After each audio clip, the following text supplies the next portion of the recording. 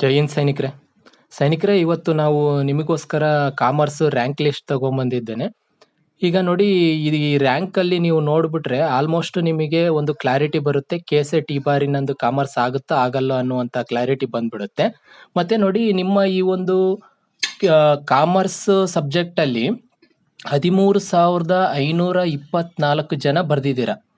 13,524 ಜನ ಬರ್ದಿದ್ದೀರಾ. ಹಾಗಾಗಿ ಅದನ್ನ 6% ಕ್ರೈಟೀರಿಯಾ ನಾವು ನೋಡೋದಾದ್ರೆ ನಿಮಗೆ ಏನಾಗುತ್ತೆ ಅಂತ ಹೇಳಿದ್ರೆ 800 ಸಮಥಿಂಗ್ ಬರ್ತದೆ, ಅಂದ್ರೆ ಕ್ವಾಲಿಫೈಡ್ ಕ್ಯಾಂಡಿಡೇಟ್.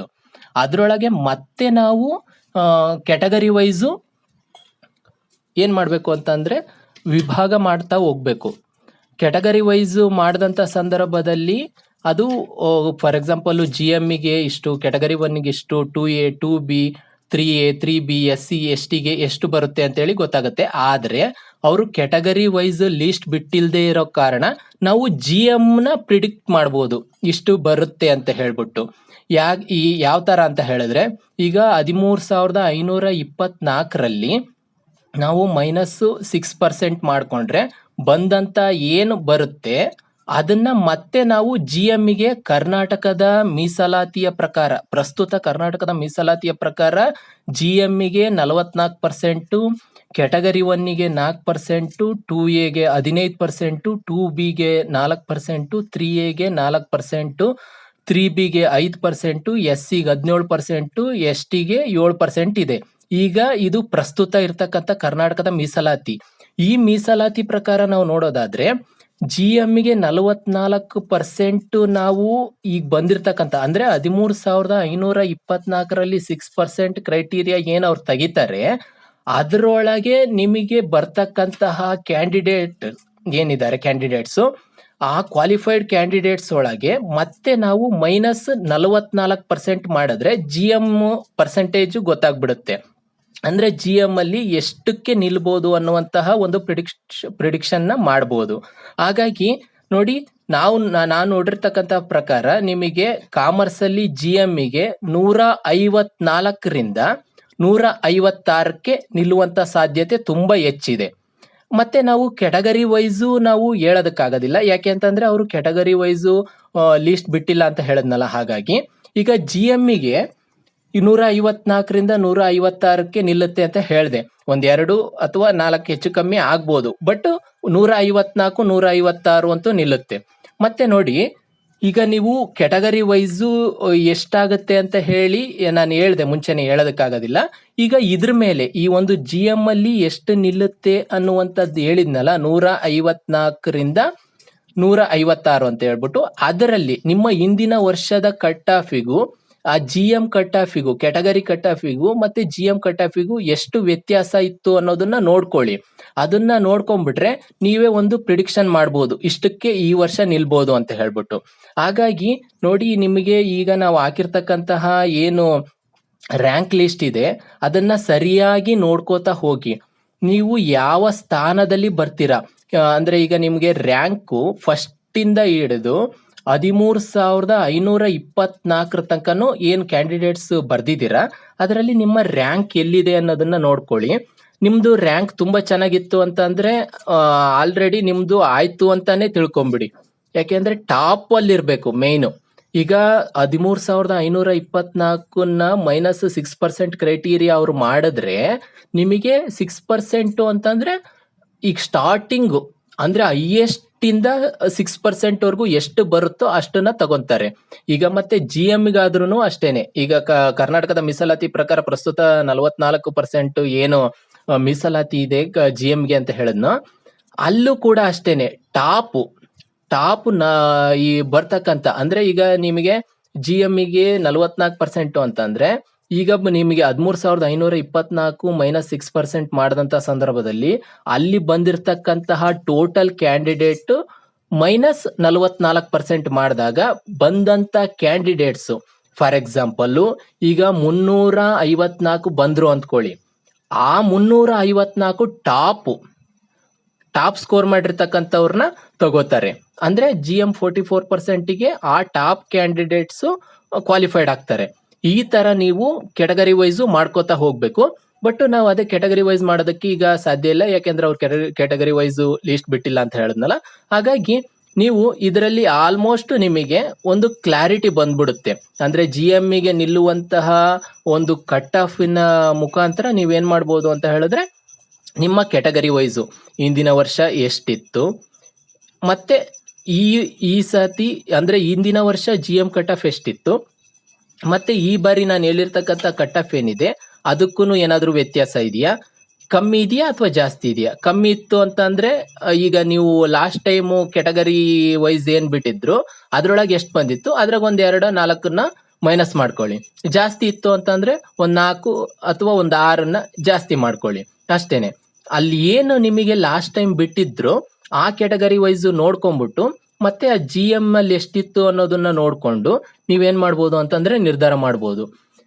ನೀವು ಯಾವುದೇ ರೀತಿಯಾಗಿರ್ತಕ್ಕಂತಹ ಈ KCET ಈಗ ಕ್ವಾಲಿಫೈಡ್ ಆದ್ರೂ ಯಾವುದೇ ರೀತಿಯಾಗಿರ್ತಕ್ಕಂಥ ನೀವೇನ್ ಮಾಡ್ಬೋದು ಅಂತ ಹೇಳಿದ್ರೆ ಅಸಿಸ್ಟೆಂಟ್ ಪ್ರೊಫೆಸರ್ ಕಾಲ್ ಮಾಡಿದಂತ ಸಂದರ್ಭದಲ್ಲಿ ಹಾಕೋದಕ್ಕೆ ಅನುಕೂಲ ಆಗ್ತದೆ. KCET ಆಗುವಂತವರಿಗೆ ತುಂಬಾ ಒಳ್ಳೇದು.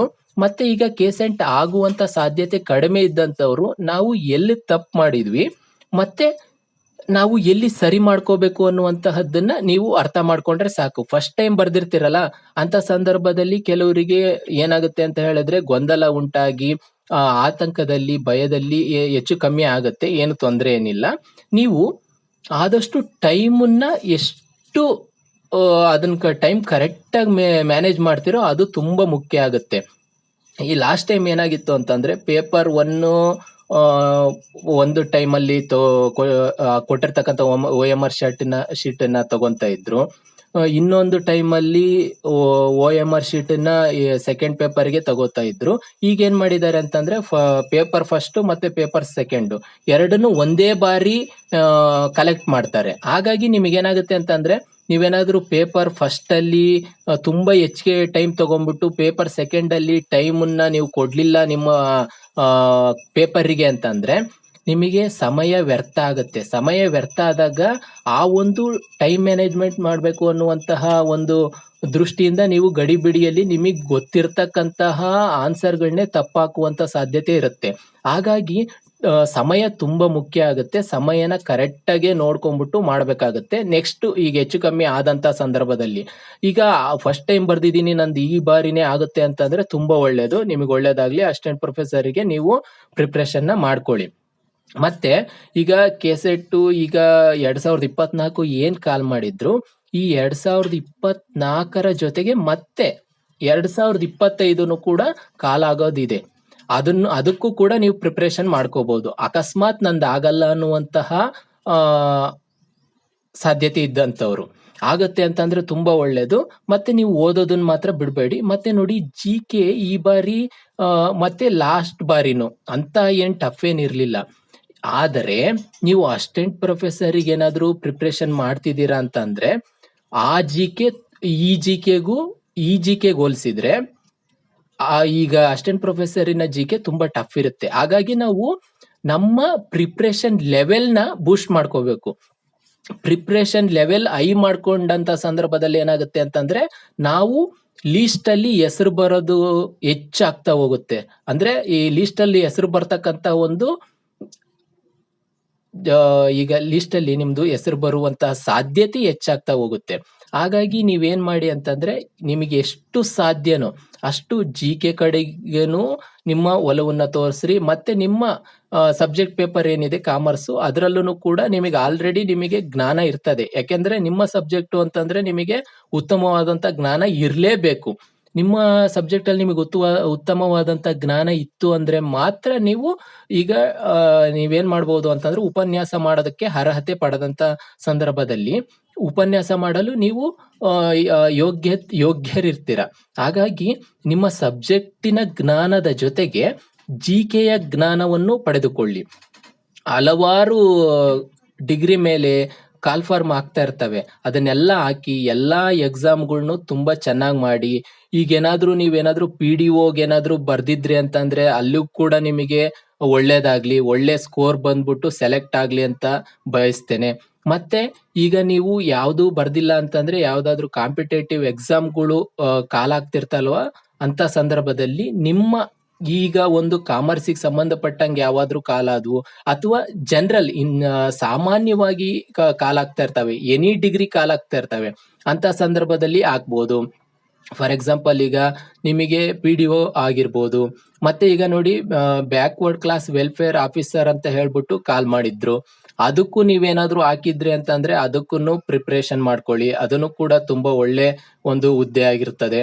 ಹಾಗಾಗಿ ಯಾವುದೇ ರೀತಿಯಾಗಿರ್ತಕ್ಕಂತಹ ಕಾಲ್ ಫಾರ್ಮ್ ಆದ್ರೂ ಕೂಡ ನೀವು ಹಾಕಿ.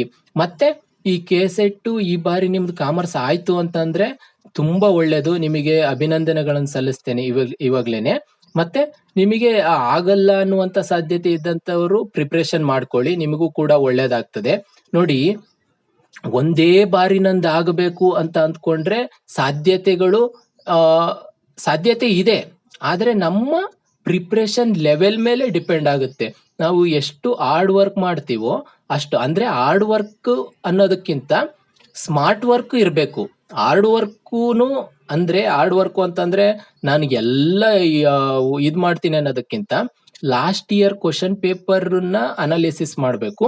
ಮತ್ತೆ ಅದಕ್ಕೂನು ಈಗೂನು ಯಾವ ತರ ಕೇಳ್ಬೋದು ಅನ್ನುವಂತ ಅನಾಲಿಸಿಸ್ ಮಾಡಬೇಕು.